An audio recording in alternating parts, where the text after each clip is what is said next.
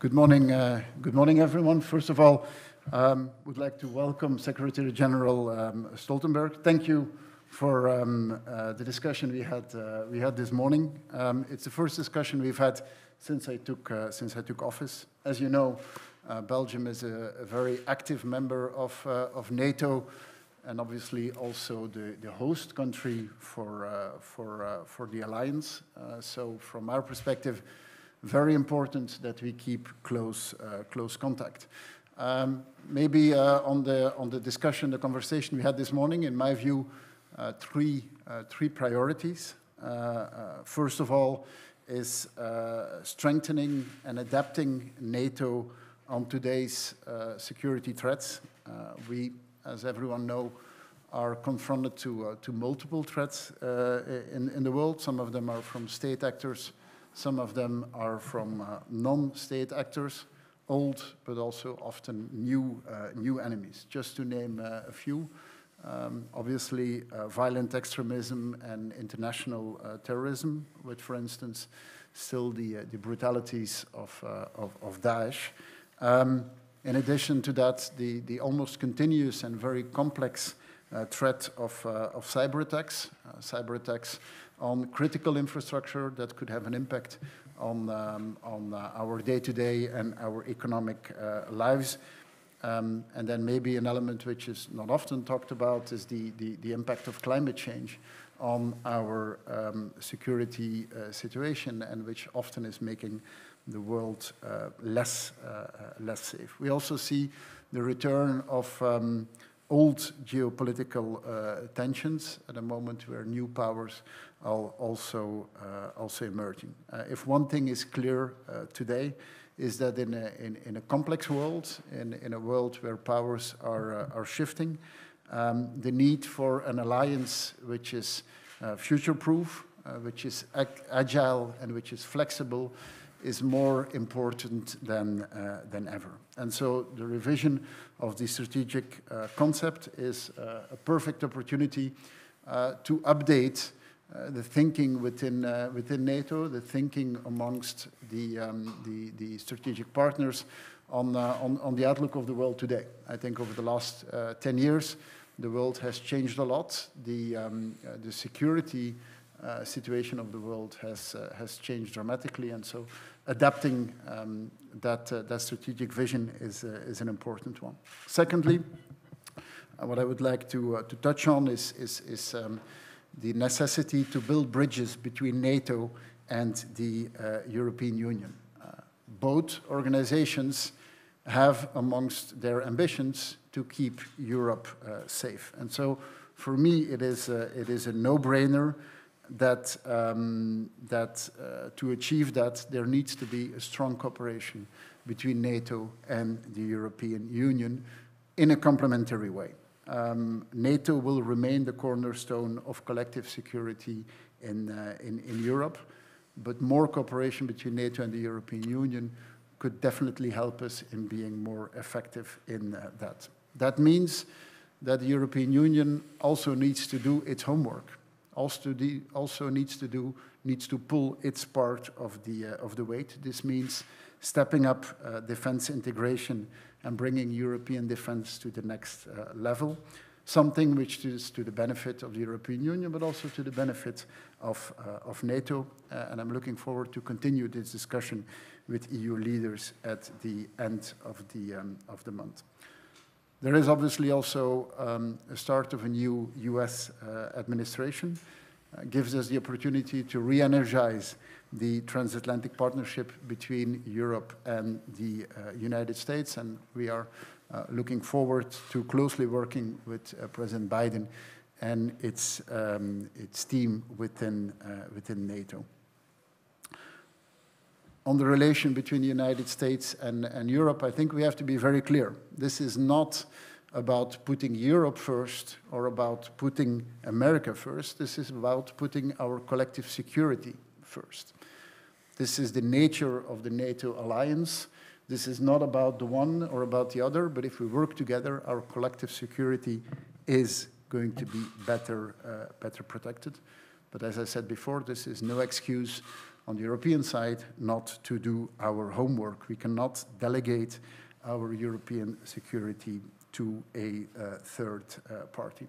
Thirdly, we discussed the ongoing operation in Afghanistan, where Belgium is active in the context of resolute support. NATO's mission to train, advise, and assist the Afghan security forces. We also discussed the important NATO mission in Iraq, a partner country of NATO. It is clear to me that Daesh is still a major threat for Iraq, for the region, and beyond that reason. That is why Belgium renewed its commitment in the fight against Daesh by deployment of 4 fighter aircraft in support of the global coalition. So to finalize, dear Secretary General, dear Jens, thank you again for the very open discussion. As mentioned, NATO is extremely important for Belgium, extremely important because this is the core of the way we look at the world, where we can be stronger if we work together, where we can be stronger if we understand the common interests that we have. Obviously, as a host country, this is something which is extremely close to our heart, and we are looking forward to a continued cooperation in the next years. Thank you. Thank you so much, Prime Minister Croo, and dear Alexander. Thank you for the warm welcome, and also thank you for your personal commitment to NATO, to our transatlantic bond. And as you know, NATO has been here in Brussels for 50 years, so Belgium has been the host nation for NATO for 50 years. And let me also thank you for being such a great host nation for NATO and for our staffs. I would also like to thank Belgium for your contributions to our shared security, to our collective defense. You are part of our military presence in the Baltic, in Lithuania. You help to keep the skies safe by participating in air policing in the Baltic region. And you are part of the NATO mission in Afghanistan. This is an important mission, fighting international terrorism and helping the Afghans to fight terrorism themselves, to train, assist, and advise them. We will discuss the future of NATO's presence in Afghanistan at the upcoming defense ministerial meeting this month, because we are faced with a real dilemma, either to leave, as is stated in the US Taliban agreement, or to stay, and we will assess that very carefully. Also look into whether Taliban meets the conditions enshrined in the agreement between US and Taliban. Today, we talked about many different issues which are important for our shared security. We addressed the strong bond between Europe and North America, and the new administration in the United States provides a unique opportunity to re-energize, to revitalize the transatlantic bond. And I look forward to welcoming President Biden to the NATO summit here in Brussels later this year. I'm confident that that summit will demonstrate the strength of the bond between Europe and North America. One example of how Europe and North America are working together is that allies on both sides of the Atlantic and NATO has been on the forefront of efforts on arms control. And therefore I also welcome the announcement yesterday that the new START agreement will be extended for 5 more years. This is the last remaining agreement regulating the number of nuclear warheads between Russia and the United States. But the extension of New START should not be the end of a process. It is the beginning of an effort to further strengthen international arms control so that in the future we can have arms control agreements covering more weapon systems and including more nations, countries, including China. At the NATO summit in Brussels later this year, we will address the NATO 2030 initiative. This is about keeping NATO strong militarily, making NATO stronger politically, and taking a more global approach. NATO 2030 looks at how we can deepen our cooperation with partners, including with the European Union. I am proud that we have been able over the last years to lift the NATO-EU cooperation to unprecedented levels. And when EU and NATO stand together, when we work together, we are a powerful force for stability and security. And I count on Belgium's leadership in strengthening our strategic partnership with the European Union. I would also like to say that we are grateful for the support we have received from the Belgian government during the pandemic, the COVID-19 pandemic. Belgium and NATO have gone through the coronavirus pandemic together. My heart goes to all those who have lost a loved one due to COVID-19. And I want to pay tribute to all the Belgian frontline staff for their tireless work to ease suffering and save lives. And I want to pay tribute to the Belgian Armed Forces for their crucial support during the crisis. This includes providing medical equipment, transport, COVID testing, and help with vaccination. Right across the alliance, armed forces have been essential to the civilian response to COVID-19. This proves once again the importance of investing in defense to keep our militaries strong. So, dear Alexander, thank you for our discussion today. I look forward to continuing working with you, and once again, thank you for Belgium's strong commitment to our transatlantic alliance. Thank you.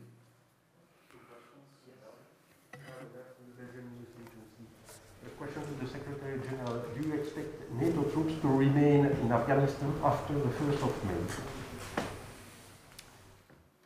We are faced with a difficult decision, and we have to make that together, because my message is that there will be costs and challenges, whatever we decide. If we decide to leave, we risk to jeopardize the peace process. We risk to lose the gains we have made in the fight against international terrorism over the last years.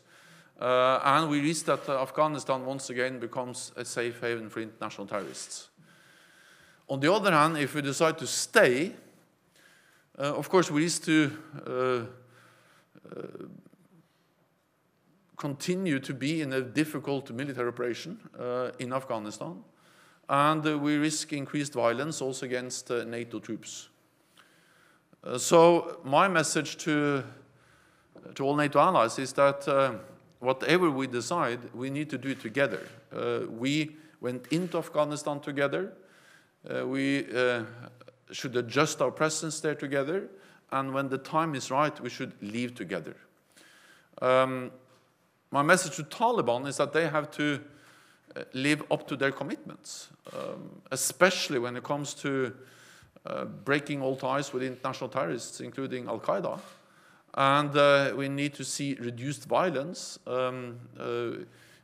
We see continued violence in Afghanistan. We have seen attacks also against individuals, journalists, and others. And of course, the high level of violence is something which is of great concern. So we will make the assessment together. We will make the decision together. And this will be one of the most important topics that will be discussed when we have a NATO Defense Ministerial meeting later this month. And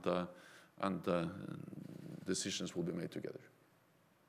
Yeah, maybe to add, but really in line with what Secretary General said, on the Belgium side, we are committed to this NATO mission. And the word together, you mentioned it multiple times. I think that's the key. We made the decision together to intervene. If we adjust, well, we should decide together to adjust. At some point, we will leave Afghanistan. That's the goal, but we will make that decision together. So I think what needs to happen now is an evaluation that we do together. And I think you laid it out quite well, what the consequences of option A and option B are. Yes, Secretary General, we have a new president in the United States. If you look back to the previous administration, did you ever feel that NATO wouldn't survive this administration?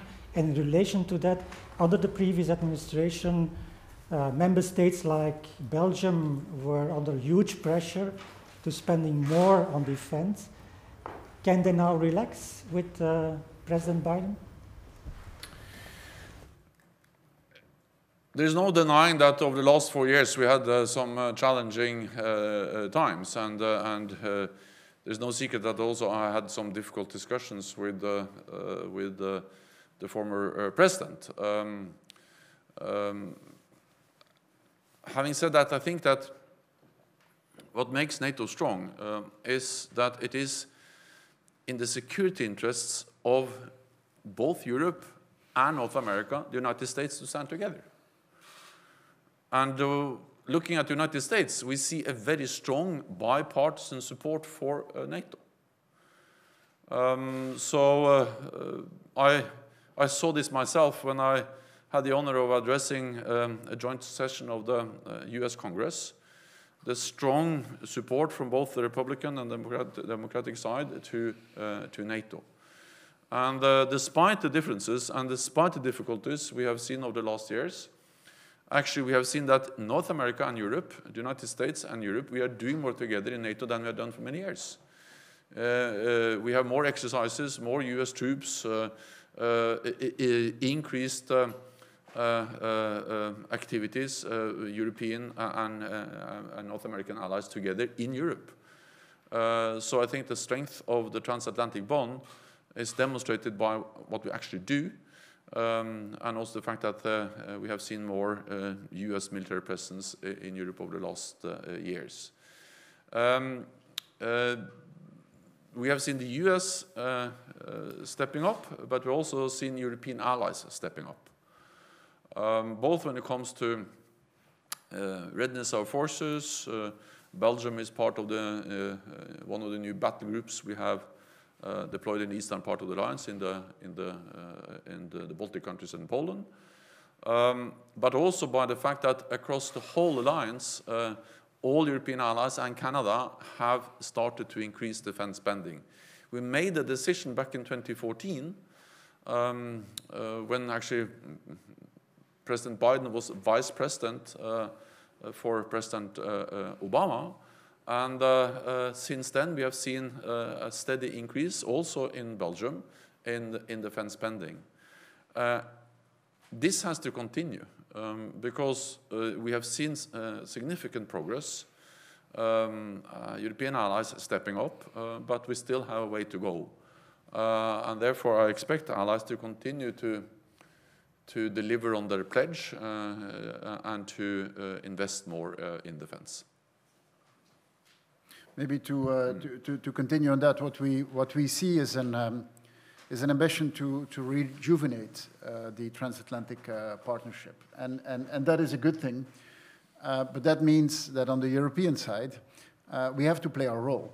We have to play our role, as the Secretary General said, in continuing our increases in military spending, and I think Belgium has over the past years made very clear the investments that we will be doing, and that is not being questioned.